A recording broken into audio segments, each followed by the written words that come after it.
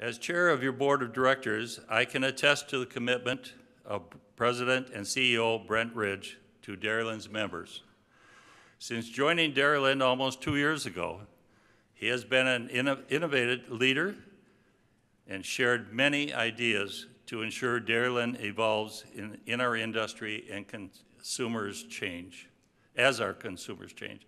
I now ask Brent to share his address with which highlights today's annual meeting theme, Laser Focused.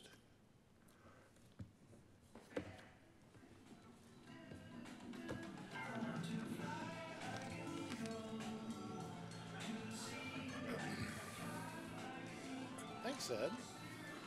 There you go. Well, it's still good morning. I almost said good afternoon. So to get us thinking about my upcoming slides, I wanted to talk a little bit of history. So the meeting last year was about 365 days ago, and so I said, let me see what the world looked like last June of 2021. So I've got some numbers for you to think about. So first, the temperature. Anybody remember what the temperature was that day? Just to let you know, I brought a bottle of wine I promised to Jeff Bradley, and I left it in my car, and it cooked, and the cork almost popped out. So it was 94 degrees. Today, right now, it's 63, so difference in temperature. Anybody want to venture a guess at what the price of natural gas was per decatherm or per million BTU 12 months ago? $3, I hear $3, that's about what it was, $2.95 to $3.10. Anybody want to guess what it was yesterday on the spot market? 9 and change. So a 3 times increase in the price of natural gas. What drives the price of power in the MISO market? The gas price. So again, much different world than we were living in just 12 months ago. Let's talk about pricing. So we've got the JP Magent power plant up in Alma, and the current price in MISO at that particular point, at that node, about 20 minutes ago, was $140 a megawatt hour. So that's good. We're selling that energy for $140 a megawatt hour, if it's on the spot market. Well, the challenge is at the Dairyland node where we actually buy the power, it's $130. So at least there's $10 difference. But you know what that says to me is last year the power was probably on that hot day, it might have been in the 50s or 60s. It might have been as low as 40 last year. Again, because we're driven by the gas prices. So significantly different pricing structure than we saw yesterday. Here's the fascinating thing. And I've got a slide that shows what our reliance is on fossil fuels currently in our footprint, the MISO footprint. So today is a cool day, right? Do you think we would be more reliant or less reliant on fossil fuel today? A cool day, it's not very windy, but 20 minutes ago, in the MISO footprint from Canada to Louisiana, the lights were being kept on by 74% fossil fuel. And that just goes up. If it was 95 degrees with no wind or limited wind right now, renewables in our footprint's about 6%. And then if you put nuclear, the 16% nuclear, you're looking at 90+% of MISO. Right now, these lights are on due to fossil fuel and nuclear. And that was probably the case a year ago, so I'm not sure that's a big difference, but pricing structure is different, so what a difference a year makes. And so the reason I wanted to share that as we talk about our mission, vision, and core values, us being together as a team, as a cooperative team, as a cooperative business, through the cooperative principles and our core values and our mission and vision to provide safe, reliable, and affordable energy, it's never been more important. And I'm not going to go through this slide in great detail, but I want you to just be aware that we live these every day. And if we don't live them every day, we're not going to succeed as an organization. I like to start with good news and gratitude. So I'll talk about good news, kind of looking back on the last, in 2021, which Phil already gave you a good picture of the financials. But I'll talk about good news, good performance, and then I'll talk about the challenges going forward. So I always try to balance my presentations with things are going well, here's what's going well, and here are the challenges or the things that aren't going well and what we're doing to fix those. So I want to thank our board of directors for support, and that support is in the form of financial support, strategic direction, and strategic direction that is stable. When I think about as a CEO and as a senior leadership team executing a strategy, it's very important that it's stable and we can execute within the guardrails as we drive down the road, and the board's very, very good at that. I appreciate the manager's insight and advice. They've been incredibly valuable to me over the last 24 months, and then the Dairyland team and our members, without those people, we wouldn't exist. We wouldn't get things done.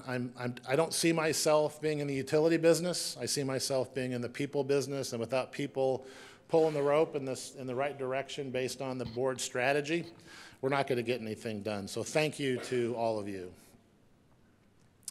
So we'll dive into a couple of components of good news and gratitude over the last year. So first, safety and reliability.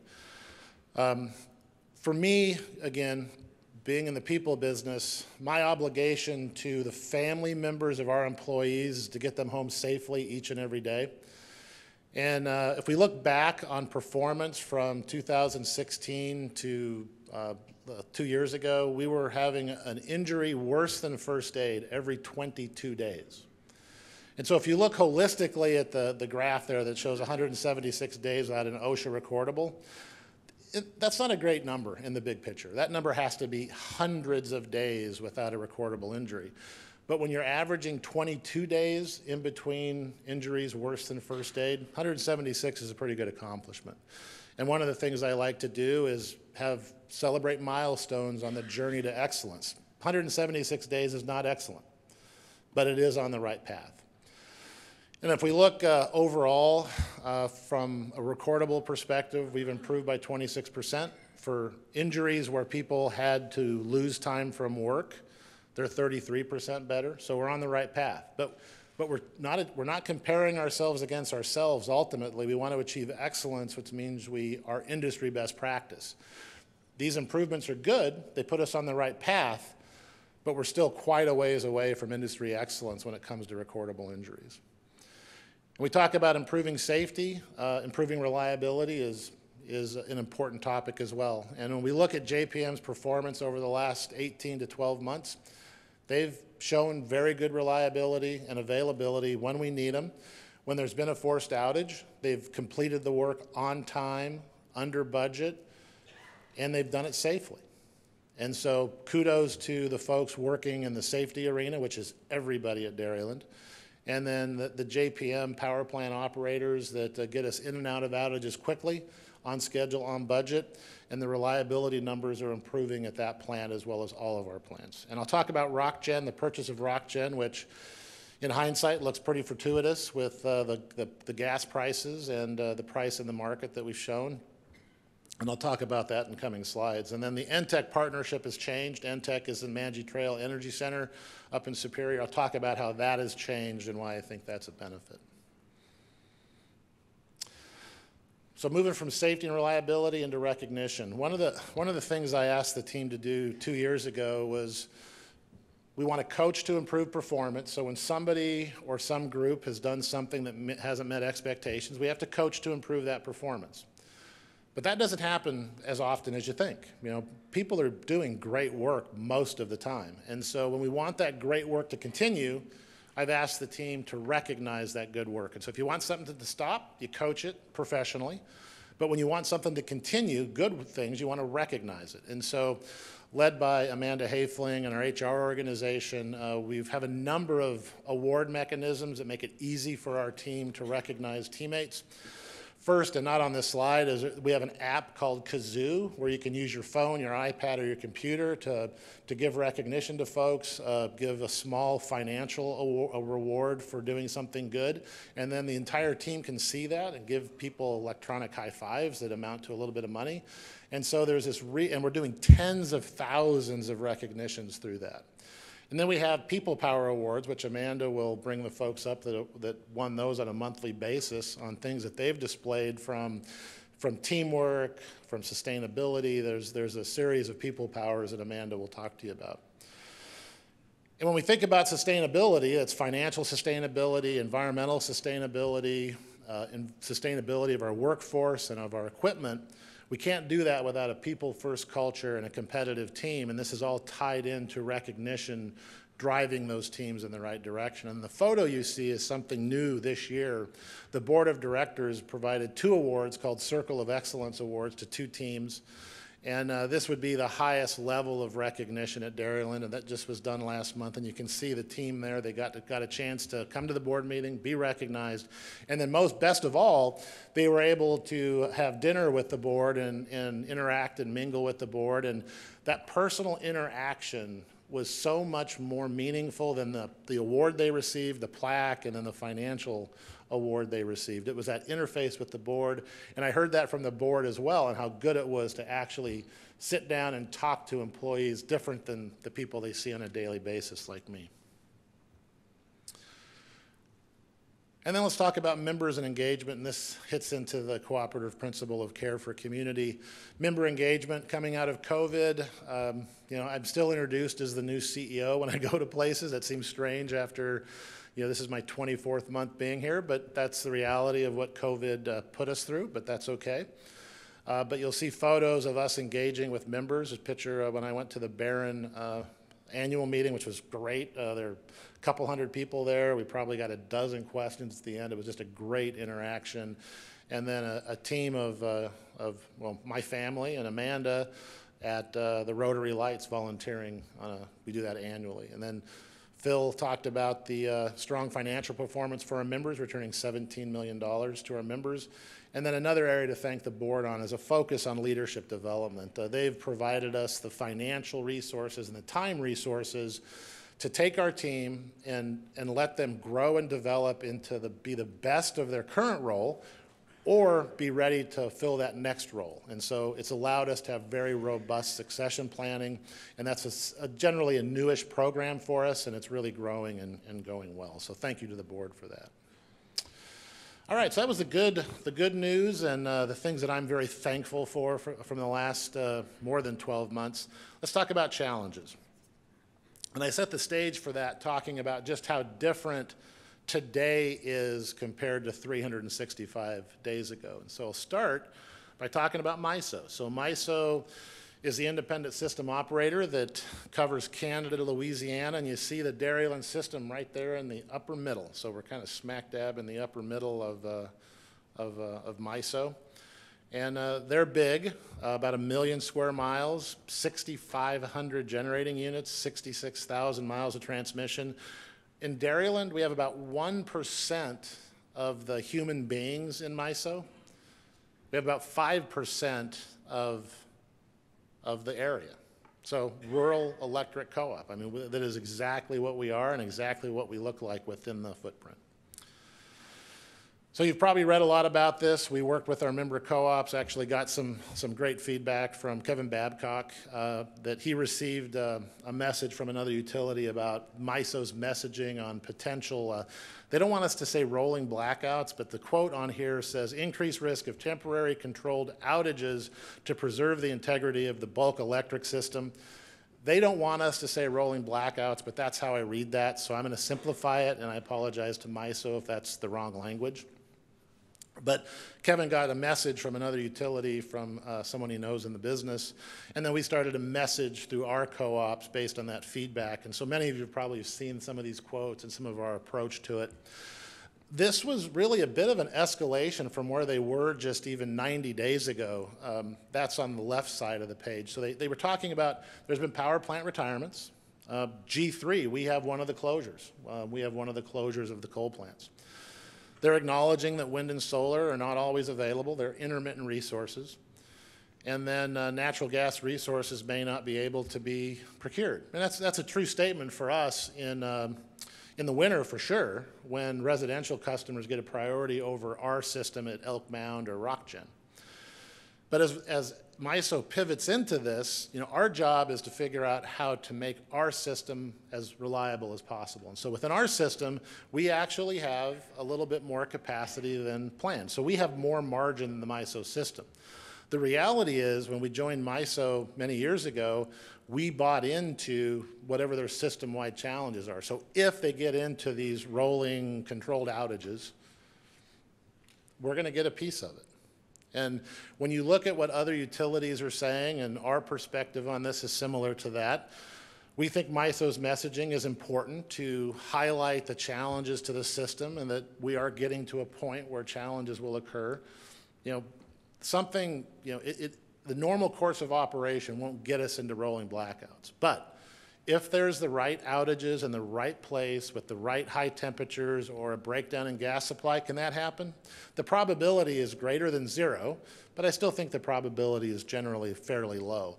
But the communication and the dialogue on the changing system is critically important. And so that's where MISO is coming from. We do everything we can to make our system resilient. But within this system that you see in the map on the previous slide, bottom line is there's a risk, and it's greater than 0. And so MISO is planning for the future, and I think when we think about decarbonization, we want to think about what's possible and what's reasonable. Because when you think about our purpose, it's to provide safe, reliable, and cost-effective electricity. We also want to decarbonize.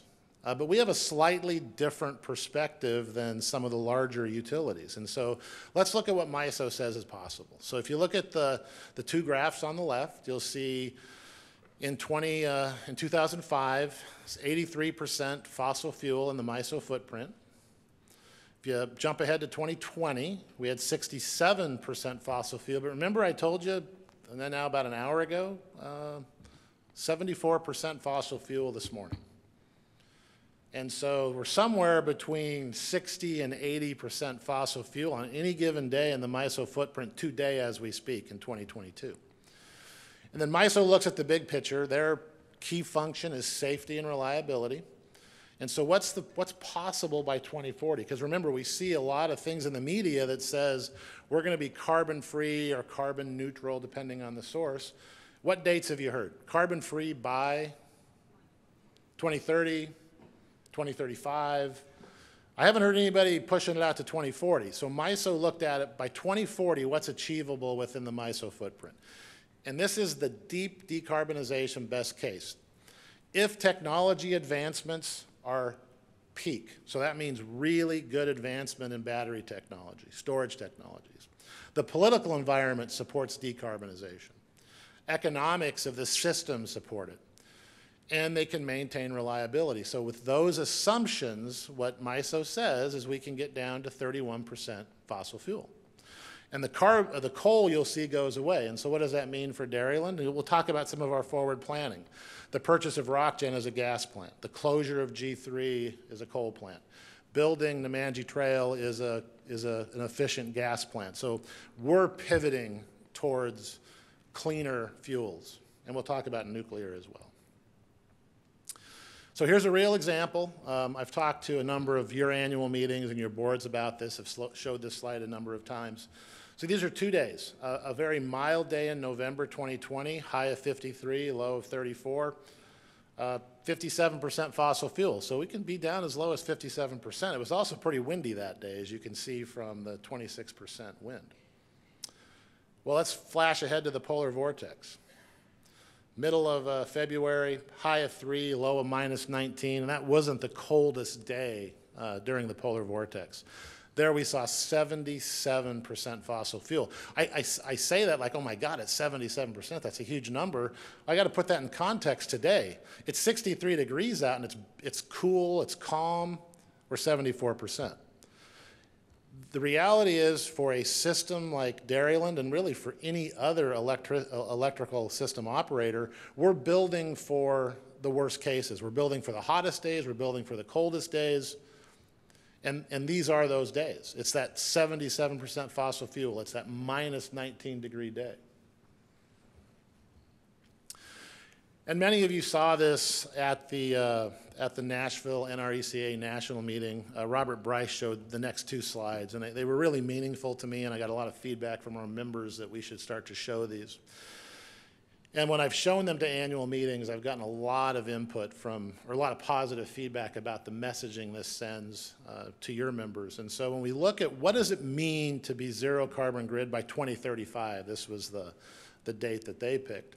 If you look at the left, the blue bar is the terawatt hours of every fossil fuel plant in the United States. So if you want to be carbon free, zero carbon grid, let's not talk carbon neutral and RECs, but you want to be carbon free, you have to have 19 times every solar facility in the United States, 7 times all of the wind currently being produced in the United States.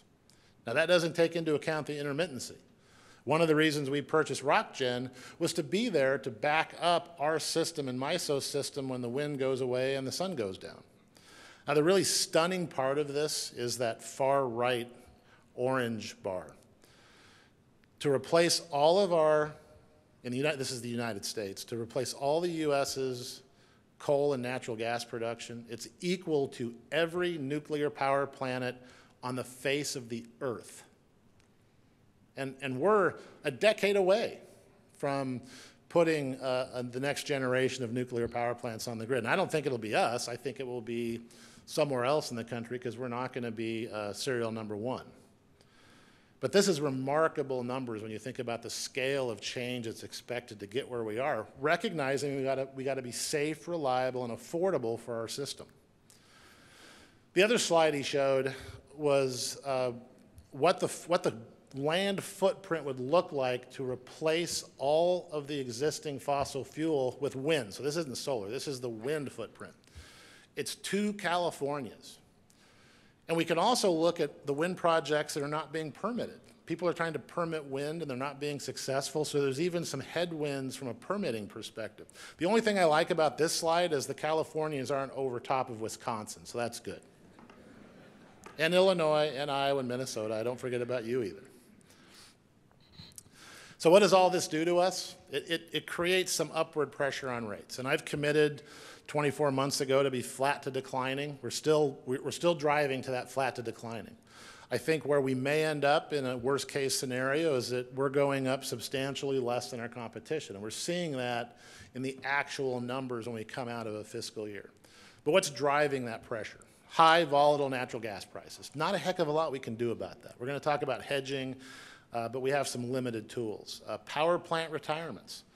We're not retiring a power plant anytime soon. I think G3 was the one shot of a major retirement for us over the next several years. So, but the power plant loss in the system is driving cost up.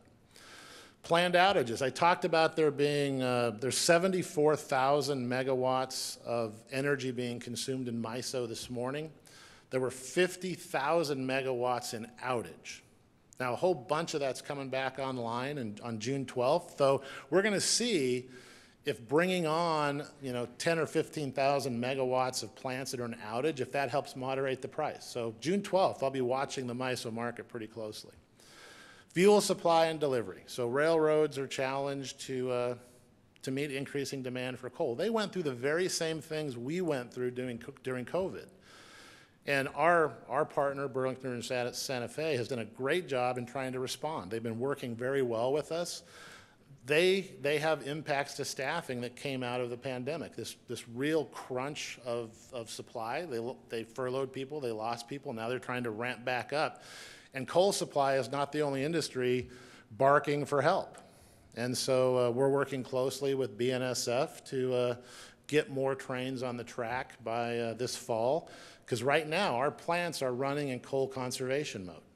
We're trying to preserve the coal that we have, because if you think back to 2018, 19, and 20, Dairyland pivoted to be less coal, more reliance on the market.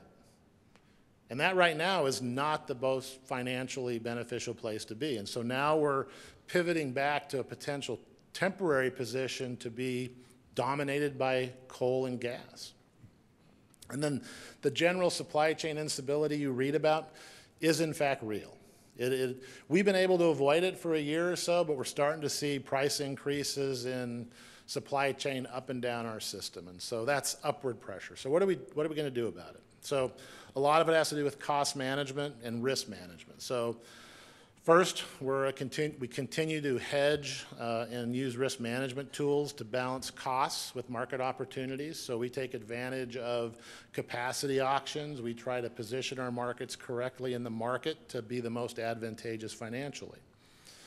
And what we've been able to do is get rate relief. Part of that return that Phil and I talked about, the $17 million back to members, is in the MISO market last year, we made $20 million. And this was not an overcharge to the members. It was somebody else in the MISO market was paying more for their power, and we were being beneficiaries of that. This year, it's flipped. You've seen us now have, for the first time in a long time, power cost charges instead of credits. And we're on the opposite side of that equation now. But that doesn't say we're not hedging and trying to improve that position. And then we're trying to be very, very aggressive in our long-range financial forecast, whether it's sort of more robust fuel procurement strategy, but manage our internal divisional costs, our controllable costs. If we can save $1 back at the office, we can save you $1 in your rates. And that's how we're looking at it. Another solution is grow. Let's get bigger, to a point, right? So if the more we invest in the next generation of service, which can mean new technology, which I'll talk about a bit, but it can also mean growing members, growing municipals, which are an incredibly important part of our system. The more megawatts we can spread our overhead cost over, the lower our overall cost will be. So growth is important to us. The other growth area is business development. So think about this as revenue from non-power sales. So maybe making some revenue from the fiber network, doing transmission and substation work for other G&Ts and other partners. But looking at publication services as a growth opportunity and HR and IT services as a growth opportunity. So every dollar that we add that is a non-power sales revenue will help lower overall overhead, which will help lower your overall rates. And look, I can say that, but I have to prove it to you as it's happening. And then economic development. So we've sort of pivoted, and I want to thank the Pierce Pepin board. I went up there and had a 90-minute, maybe 2-hour conversation. Could have been 4 hours. But one of the key takeaways from that conversation was we have multiple communication strategies in our system. We have folks that are on interstates that maybe closer to larger cities with different television ads and radio ads. So we're going to really have a multi-pronged approach that's more specific to utilities for communication and economic development. And we've added a person in our economic development organization, which was, again, feedback I received from the Dairyland Managers Association, and that was great advice that we moved forward with, and that's allowed us to be more aggressive in supporting our members from an economic development perspective. And all these things I talk about, we have to measure them. So I can sit up here and talk about these goals, but if it's not being measured, I don't believe it's going to get done. And so we're showing our board on a monthly basis metrics on safety, reliability, cost, economic development, and load growth. The board has to know their direction, their strategy, and their investment is paying off. Beneficial electrification. Think about EVs, geothermal, water heaters, electrifying a school bus system. So these are things that we're in the middle of, and we've actually created a position from an open position to help the grid modernization and grid innovation. The more we can gain in beneficial electrification, maybe the better load control we have, and we can move our peaks around and spend less money or sell less power and generate less power when it's most expensive. So I think this is a critical solution for us. So all this overarching issue, and what's really different between today and a year ago or 2 years ago is it seemed a lot easier to me to maintain cost-effective, affordable, reliable energy and reduce carbon. It seemed easier 24 months ago than it does today. And so that's a challenge. How do we reduce carbon while maintaining that reliability and affordability? So we have a plan.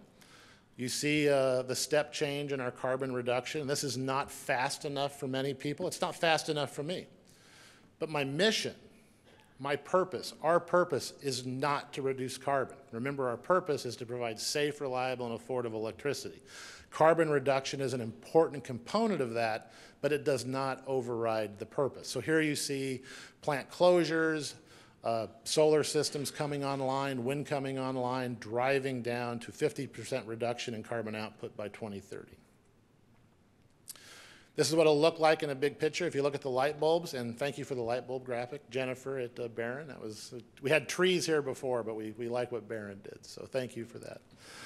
You'll see the green changing from 22% to 36%, so you see more renewables, less coal. We believe in a measured response to carbon reduction. And I also believe in telling you the truth. I believe in telling you what we can achieve reasonably while maintaining safe, reliable, and affordable electricity delivery. So we're putting your money where our mouth is.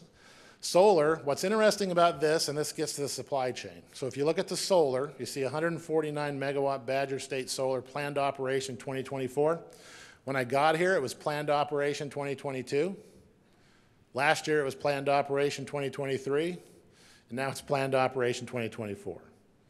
We got a call, and there was ours didn't make the news, but one of the big IOUs had some news where they said they were having to delay their solar implementation because of increasing prices, inability to get delivery. We're seeing the same thing. And then we're committed to wind and hydro. Would love to grow hydro and landfill gas as we go forward. We've added RockJet Energy Center, and thank you for the support to do that. That was a big challenge within the system to spend $200+ million on a power plant. It's a big plant, 503 megawatts of combustion turbines, almost 10 times bigger than Elk Mound.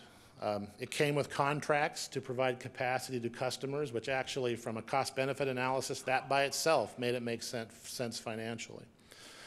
And it has really been predictable, affordable energy, which in the pricing structure I talked about when I kicked this off, increasing gas prices, increasing market prices, increasing intermittency of wind and solar as more of that comes on. This has been an incredibly valuable part of our portfolio. And it's early. We've had it for 6 months, so more to come on this, but the first 6 months are incredibly positive.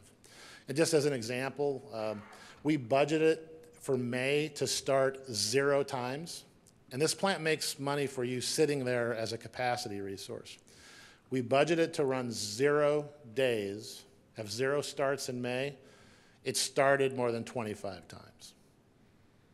And so that tells you what the market's doing. When this resource that is there to support reliability is being called on so much. It was running today. In fact, Elk Mound ran first thing this morning. RockGen is probably running right now. It was running when I came up on stage. Let's talk to Mangy Trail. Critically important plant. If we're going to achieve any amount of carbon reduction while maintaining reliable operation, NTEC is going to be critical. It's going to complement the variability of solar and wind, and we've added a partner since our last meeting. So we now own 50%, and Basin and MP, Minnesota Power, split the other 50%. And not equally split. But again, incredibly important for our system. What's interesting in our calculus is I talked a lot about very volatile high gas prices. The reality is I could change the economics of the power plant. So we got to look at that in the big picture as well. The reality is with coal supply, coal prices, there might be a point where higher gas prices in this plant make sense versus coal because it's available and we can run it and we have a very good supply contract with this power plant. And now nuclear. We announced a number of months ago an effort to start to look into nuclear. It was a memo of understanding, no financial commitment with this company called NuScale. NuScale is the only currently licensed next generation of small modular reactor. And what they do is, what nuclear does for us is it provides fuel security. We have 24 months of fuel or more in the tank. I don't have to worry about trains. Sorry, Burlington Northern, I know you're in the room. We don't need trains. We don't need pipelines. We have 24 months of fuel in the reactor. Zero carbon emissions. It can run 24/7, and it supports renewables because the new design of nuclear plants can follow renewable products up and down very quickly. And if you look at the nation, pretty well split. 50% support nuclear, 47% opposed, 3 aren't sure. It was probably 60-40 before Fukushima, and the reason we announced when we did, how we did, and very early, first, it takes a long time to build one of these things. The other thing is we want to start the dialogue. There's going to be a percentage of people that just disagree with this, and we have to have a dialogue to educate, inform, listen to them, and maybe change our trajectory in certain ways. But again, very important component for us. And the reality is, if you think back to the slides that showed California, 2 Californias over the United States, if we are going to be for a low carbon future, we really have to be for nuclear. There's no way to get there from a technological perspective today. When you think about the sheer magnitude of our energy system, 2,600 terawatt hours of fossil fuel. And so this ties back to our mission, which is safe, reliable, cost-effective, affordable energy for the future. And we're going to take a balanced, measured approach to carbon reduction. We understand our investment's going to tend towards renewable. We have to participate in that. But we have to ensure the safe flow of electricity. So we're taking an all-the-above approach. We've retired a coal plant. I don't see us retiring one anytime soon, as long as we can still get coal. But they're still retiring within MISO, which is going to drive up prices, but it's going to increase the value of our existing coal fleet. Natural gas is going to allow us to bridge, as is coal, it's going to allow us to bridge from the current renewable fleet to a nuclear fleet that gets us into a much lower carbon future. But if you look at the balance is coal, gas, and nuclear working with hydro, wind, and solar going forward. So again, it's this laser-focused approach on being measured and smart, but transparent. As we do it, you're going to know it, and we're going to get your input as we go forward. And part of the Q&A today is going to be looking for your input, listening for support, listening for concerns, and trying to answer those questions to the best of our ability. And another solution is investing in our existing fleet. Going around clockwise, you got JPM, Flambeau, RockGen, and Elk Mound, all just really running well right now. And so, again, thank you to the board for allowing us to invest in these plants. And this is my favorite slide. You can see a lot of our teammates out there working with members, working with each other, sharing with the community. Incredibly important is our members and our mission, and focusing on reliability, growth, creating sustainability with a competitive team. And so with that, I want to thank you for your time. I'll be back up here and I'll moderate a Q&A session.